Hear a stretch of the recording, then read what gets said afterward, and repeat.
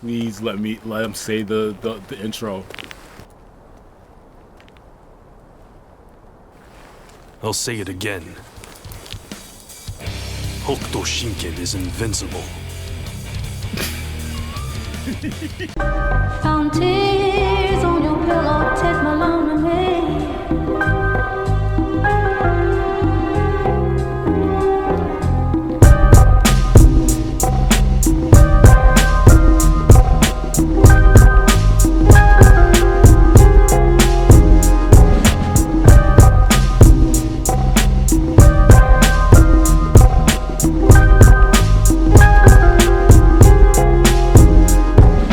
Like, yo, what do you do when someone tells you that? Like, you're in a fight, and all of a sudden he says, I'll say it again. Hokuto Shinken is invincible. And then just walks away. We'll get more back into that anime a little bit later. But yo, it's your man Technish, aka Gene from Cappsoffgaming, coming to you live, well recorded, say that a lot. And today we're here to talk about some of my favorite animes and the games that are related to that. Just as a side note, if you haven't noticed, I'm a whole nerd, alright? From comic books, from the video games, and Super Move. I do my cosplay thing. You've seen a couple of events that I went to. And then also anime too as well, man. I've been watching anime for like a very long time, ever since I was a kid. And what's even better when you have your favorite anime mixed with a video game, or you have your favorite anime and they make a video game out of it, yo. I mean, where can you go wrong? Nothing, usually, though. But today, what we're going to be doing is just going into a couple of them. It's maybe a part 2. Just let me know in the comments if you want to see a part 2. But before you go, please like, sub, comment, and share. It really helps out with the channel. And let's get into it. I'm not trying to belabor the point. I'm trying to keep things concise for 2026. So let's hop into these animes and games, yo. Word up. All right, y'all. First one, we got to start with a classic, all right? Something from my childhood, yo. Back in the day, here in Boston, we had a channel. We still have a channel. It's called Channel 56. And on Saturdays, they would have a segment called Creature Feature. During the segment in the afternoon, they would show animes like Astro Boy. They would play animes like Speed Racer. I think there was like some giant robot ones, if I remember. Like, I can't remember right off the top of my head. One of the things they really had though is that they had the Toho films with the big movie monsters like Godzilla, Ghidorah. So I'm watching Saturday, and they started this new anime called Fist of the North Star. All right, and the first episode, they showed the main protagonist Kenshiro, and his intro is something to behold. Like, you just gotta see it. I can't even describe it. You gotta see it.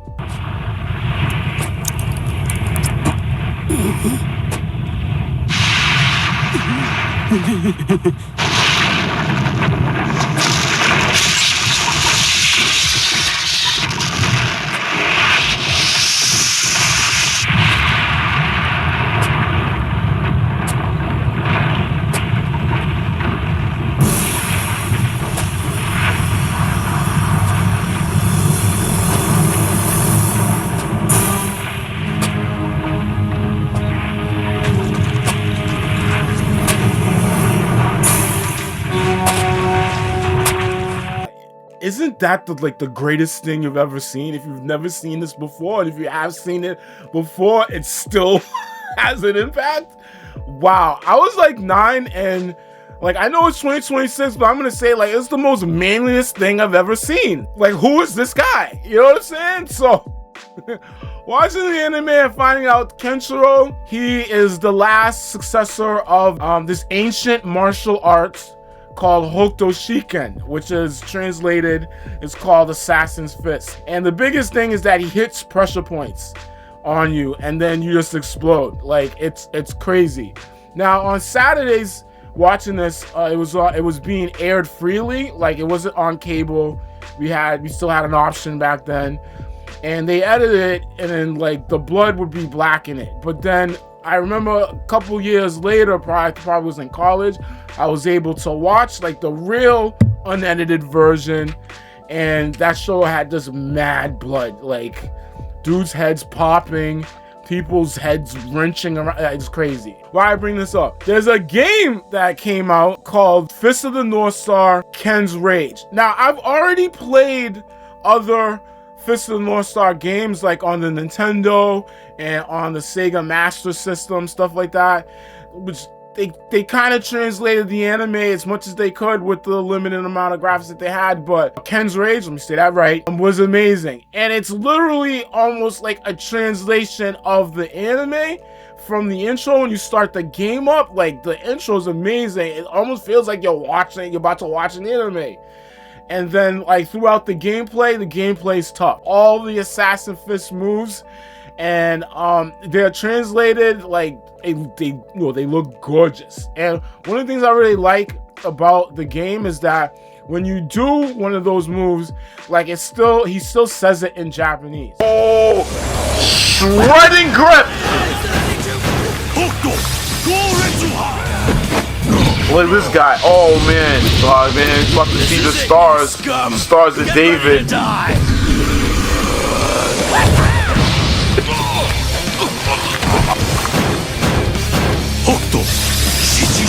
Enough said. And these guys, oh, you want it too? You know what I mean? So it stays true to the show versus trying to translate it in English. It probably sounds weird. I gotta show you a bit of the game. It's really dope, and you gotta see how like the game translate those Assassin Fist moves, and it looks great. If you ever can see it in the wild, I would grab it if you can. It's probably a little expensive. There is a second part, but I really suggest the first one if you really want that true Fist of the North Star experience. Like for real. I gotta talk slow. I get a little bit too excited, you know what I mean? Life is a privilege, and you don't deserve it. That is the rawest line, yo. Let me get...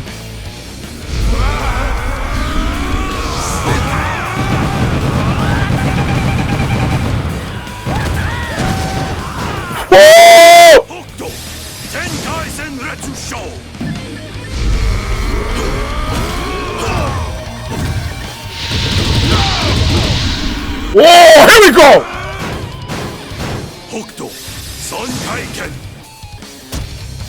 You are already dead.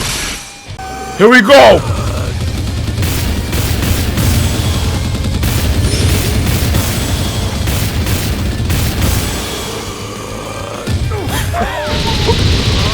Oh my, this is the best part! Hey, what did you... Alright, number 2, and another classic. Oh man, yeah, so I mean, I was talking about, Creature Feature, watching those animes, not only just Fist of the North Stars, but others.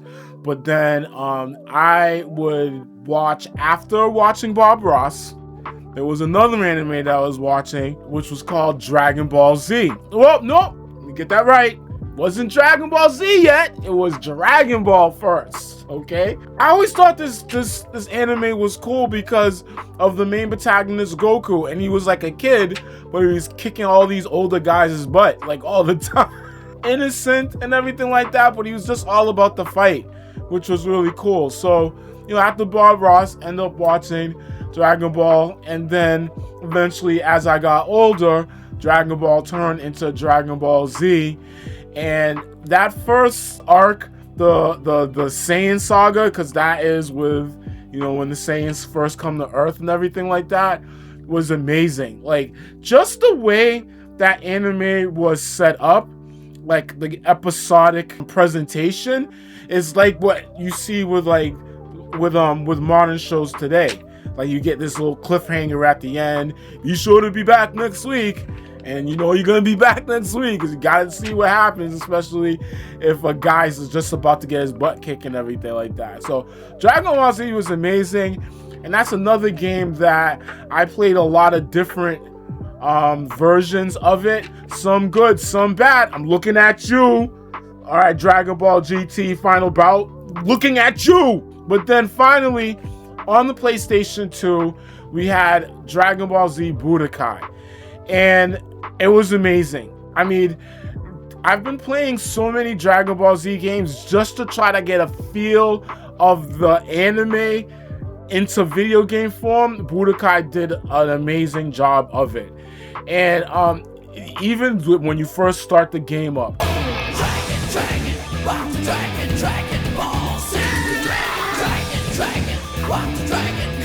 you get the intro, you get all those familiar voices, the colors and everything like that. And I can't like praise that game enough when it comes to just bringing that anime that I love so much into the video game world.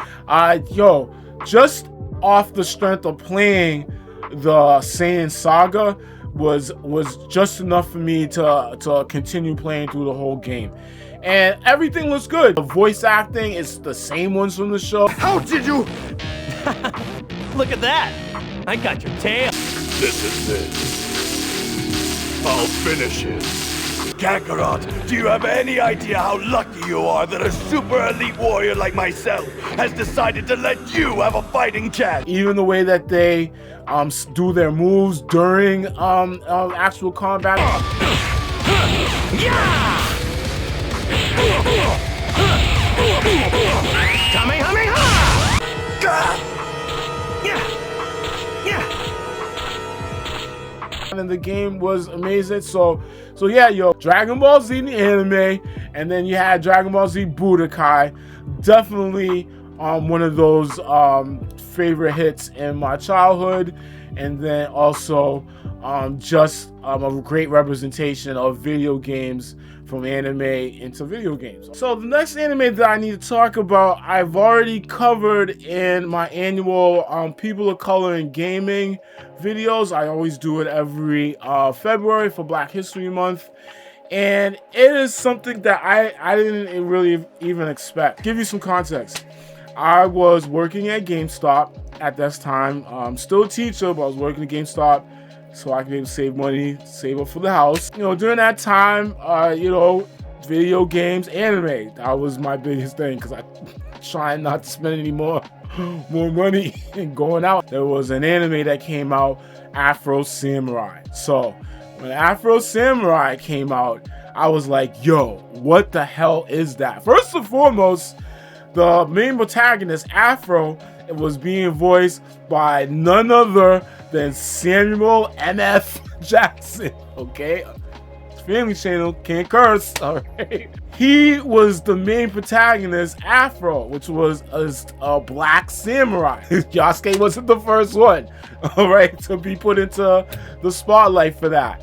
But Afro Samurai, amazing anime. I think there was a manga for it, but I watched the anime first. And then there's actually a part 2 where his father gets resurrected or something like that. But I digress. With that, I remember when I was working at GameStop, they had an Afro Samurai game coming out. Literally, I reserved it as soon as I heard it. Some of the pre-order bonuses was you got a little Afro figure about that big. Also, it had like a really cool case and everything like that. So yeah, cool pre-order bonus. But I digress again. I was just happy the fact that I was playing the video game for the anime now. Again, okay, gotta get that connection. Another thing that's dope about Afro Samurai is that the score was done by none other than RZA from the Wu-Tang Clan, yo. He had tracks in there. He did also background music, everything like that. It was insane, yo. You gotta watch the anime first before you play the game, because the game is in a format where they're taking a manga approach. So there's paneling when you're going from different areas in the game. So like a panel, you go to another panel, like that. Kind of like that game Comic Zone, but a little bit more streamlined. All of Afro's moves were literally stripped from the anime and put right into the game, yo. It was phenomenal. And again, representation matters. Black protagonist, that's samurai, which at least I know in my community, we really would gravitate towards, you know, martial arts and everything. Like, it was just a match made in heaven. I think that's another really good representation of how like an anime gets translated really into like a really good video game. Here's just some clips or anything that, well, some more clips because I've been showing them through the game. And if you haven't seen that People of Color in video games episodes, I'll throw in a link somewhere for you to see that. But yo, check out some of this gameplay. Dope, yo. This is the world you have made. Final showdown. Everything you hoped it Sword would be. Master and me. Behold your creation. Truly, you are on the path to godhood.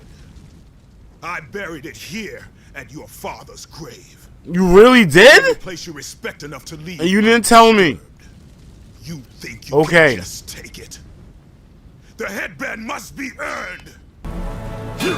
Oh, and I will definitely earn that.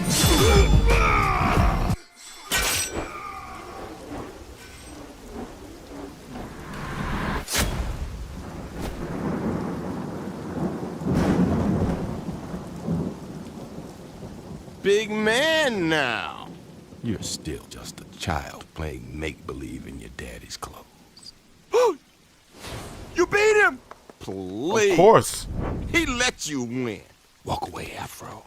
He's still trying to control you. Ninja. Sacrificed See how he is? to show you what it means to be truly alone. I think you probably will figure out, if you watch the anime and play the games, understand what Ninja means to Afro. Alright, y'all, you know what time it is. It's time to wrap it up. Thank you for taking some time today and listening to my part 1. Yeah, I just decided now. Of my favorite anime and the games that are related with them as well. Yo. It was really fun making this, especially looking back at those older games and even back at old footage for those animes too. It's your man Technish, aka Gene from Cappsoffgaming. Before you go, please like, sub, comment, and share. It really helps out with the channel, and who knows, I might be somebody's favorite. You know what I mean? Spread the love, you know? Hopefully you enjoyed this of a day, night, even that you're watching it. And I will catch you on the flip for part 2. Alright?